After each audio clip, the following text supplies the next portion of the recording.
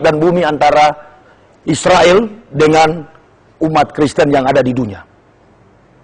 Israel mempunyai pengakuan Shema Yisrael, Yahweh Elohanus, Yahweh Ahad. Atau dalam bahasa Ibrani modern, Shema Yisrael, Yahweh Elohenu, Yahweh Ehad. Sama, Ehad mengidentikan dengan keesaan, ketauhidan Allah Subhanahu wa Ta'ala. Nah, persoalan yang prinsip dan mendasar mengapa saya memeluk agama Islam, ketidakpuasan saya mencari sebuah pembenaran ilahi adalah didorong oleh kekuatan ilmiah. Bukan hanya sekedar mimpi, karena banyak sekali orang yang memeluk agama Islam itu hanya berdasarkan mimpi. Ya, saya kalau hanya berdasarkan mimpi, barangkali saya kategori itu 80% saya tidak percaya. 20% saya masih percaya. Mengapa demikian? Karena kebenaran Islam itu tidak tepat apabila manusia mengkajinya hanya dengan sisi mimpi. Atau hanya dengan pengalaman-pengalaman spiritual yang kadangkala dusta. Saya mengkaji Islam, sehingga saya masuk memeluk agama Islam, adalah berdasarkan pemahaman ilmiah dan jenjang pendidikan yang saya tempuh sampai kepada strata 3.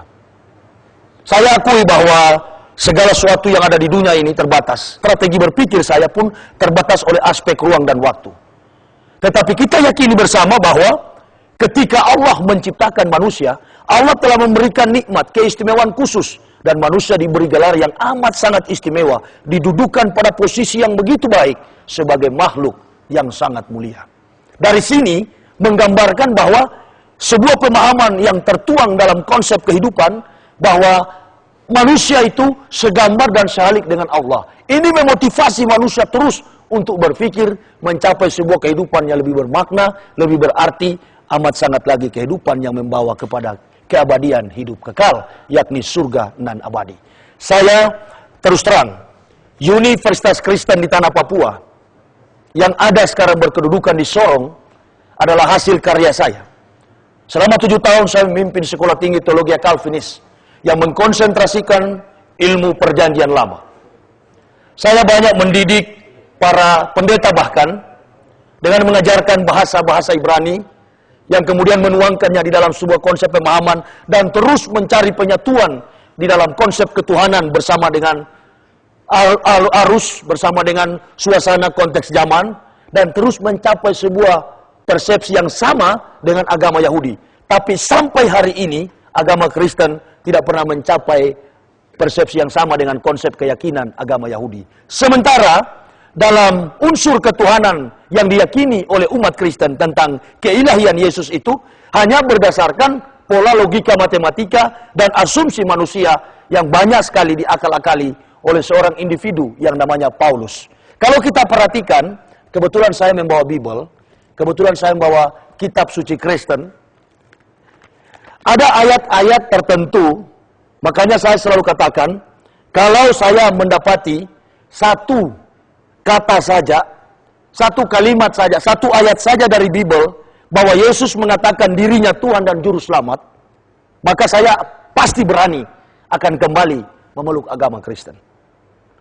Tetapi semua isi perjanjian lama dan perjanjian baru, 39 kitab perjanjian lama, dari Beresit ini bahasa Ibrani artinya kejadian, dan sampai Maleaki, itu tidak pernah mendapatkan bahwa Yesus Tuhan. Sebaliknya, di dalam Bible ini menceritakan banyak tentang kerasulan baginda Nabi Muhammad SAW. Ini saya bisa buktikan. Saya bisa buktikan. Dan menurut pemahaman teologi Kristen, apa yang diturunkan Allah kepada Yeremia, apa yang diturunkan Allah kepada Yesaya, apa yang dinubuatkan Allah kepada Musa, katanya itu untuk kehadiran nanti Yesus Kristus. Nah, ini tidak tepat dan akan saya buktikan menurut dasar teologi Kristen. Saya tidak dapat membuktikan kenabian Nabi Muhammad di dalam sisi Al-Quran. Karena memang saya dari masa kecil ya hidup di tengah kompleksitas kehidupan 99% pemeluk agama Kristen Protestan, yakni kota Manado. Makanya saya sulit untuk mengetahui Al-Quran secara baik. Bahkan bila kedapatan membaca Al-Quran, otomatis dipukul. Umur 14 tahun, saya pernah mengikuti pengajian dengan teman saya namanya Wadi. Dan kebetulan masih ada masjidnya sampai saat ini, Masjid Al-Munawwarah, Tumumpa, Manado. Dan saya pernah dipukul oleh ayah saya sampai bawa belur karena mengikuti pengajian waktu masih remaja. Jadi panggilan saya untuk memeluk agama Islam itu telah terjadi ketika saya remaja. Nanti digenapi oleh Allah pada tahun 2006 ketika saya sudah menjabat sebagai pendeta malang melintang dan banyak jasa bagi gereja. Mungkin suasana ini saya pingin sekali untuk dihadiri oleh umat Kristen. Sebenarnya paling bagus kalau ada umat Kristen. Karena saya punya alasan yang kuat. Saya punya dasar teologi yang kuat. Mengapa? Di kalangan Kristen saya dapat membuktikan begitu banyak dasar-dasar teologi, dasar-dasar kebenaran yang menunjukkan tentang kehadiran Nabi Muhammad. Makanya di tiap-tiap tempat saya diundang untuk berceramah, memperkenalkan diri terkait dengan eksistensi kami sekeluarga meluk agama Islam. Itu selalu saya mengatakan bahwa saya tidak pernah diislamkan oleh seorang al-ustaz. Saya tidak pernah diislamkan oleh seorang kiai. Saya tidak pernah diislamkan oleh seorang kaum muslimin wa muslimat. Artinya tidak ada pihak atau siapapun yang memotivasi kami sekeluarga memeluk agama Islam. Tetapi sebaliknya justru saya diislamkan oleh kepalsuan, kebohongan, dan ketidakbenaran kitab suci saya ini, Kristen. Saya bisa tunjukin, ada 2 kitab di tangan saya, bahkan 3. Saya bisa katakan bahwa bahasa yang difungsikan oleh Nabi Isa alaihissalam, yang di Yesus Tuhankan itu, adalah bahasa Arab. Saya bisa buktikan dari ketiga kitab ini. Makanya ketika orang Kristen yang tidak pernah ke Yerusalem, mereka berkata, itu di sana Timur Tengah itu tempat Bani Israel hidup adalah Yerusalem. Padahal bahasa di sana bukan Yerusalem, Urusalimu. Dan di dalam abjad-abjad Ibrani, Urusalimu itu tidak pernah ada abjad vowel. Semuanya adalah abjad-abjad konsonan atau abjad huruf-huruf mati. Nah makanya ketika kita berbicara tentang perjanjian lama, orang Kristen banyak terjebak dengan penipuan.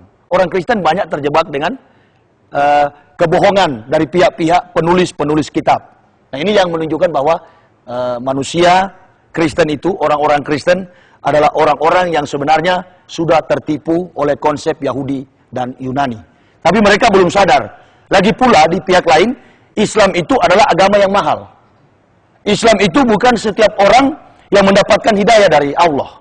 Jadi ketika orang mendapatkan hidayah dari Allah, maka dia akan sampai kepada Islam. Tetapi Allah buat Islam itu hadir di dunia ini dipandang oleh manusia terlalu hina. Makanya gengsi orang kafir itu, orang Kristen atau agama di luar Islam, itu memandang Islam itu terlalu rendah. Karena melihat individu-individu muslimin wa muslimat.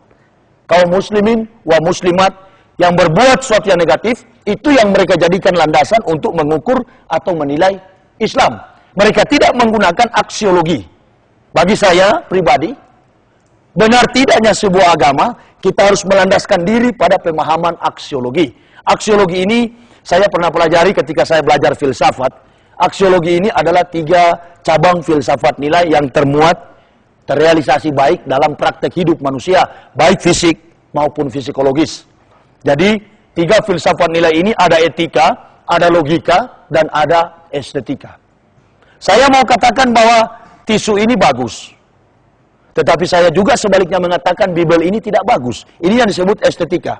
Menilai, mengukur indah dan jelek di seputar realitas kehidupan manusia. Kedua adalah logika.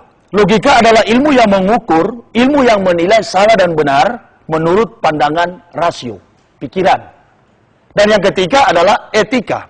Etika ilmu yang mengukur salah dan benar menurut pandangan yang terjadi di dalam kehidupan fisik manusia. Ini etika. Nah kalau kita ukur 2 komunitas agama, Kristen dan Islam, mengapa saya hanya pakai 2 agama? Karena dulu saya beragama Kristen, tapi sekarang saya beragama Islam. Nah ini yang memotivasi saya. Dari sisi aksiologi, saya katakan Kristen tidak punya nilai apa-apa. Di mana ada